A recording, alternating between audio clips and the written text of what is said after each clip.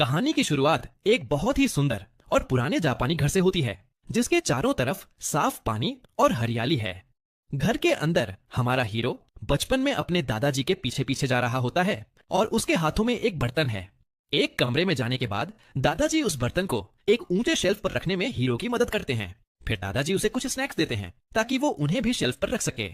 जैसे ही हमारा छोटा हीरो पैकेट्स को वहां रखता है, पास के कमरे में एक छोटी बच्ची मुड़कर देखती है, जैसे उसे स्नैक्स की खुशबू आ गई हो।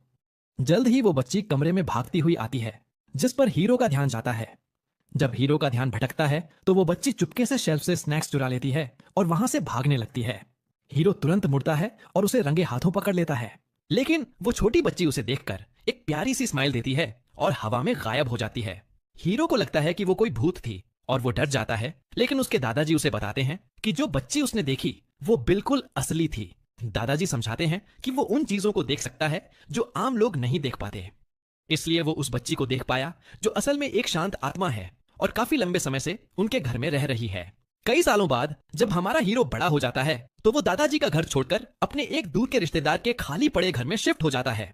जब हीरो अपने नए घर की तरफ जा रहा होता है तो हरामा नाम का एक लड़का यह देखकर हैरान होता है कि उनके पड़ोस में कोई नया रहने आया है। इसी बीच हीरो अपने नए घर पहुंच जाता है।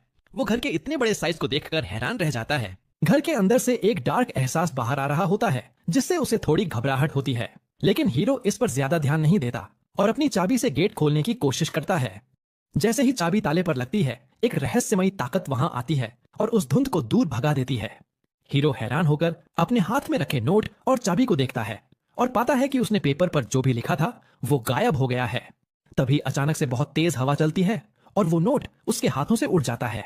हवा में उड़ते हुए वो नोट एक सुनसान जगह पर रखे मंदिर के ऊपर गिरता है और फिर उस पर लिखी बाकी चीजें भी पूरी तरह से मिट जाती हैं।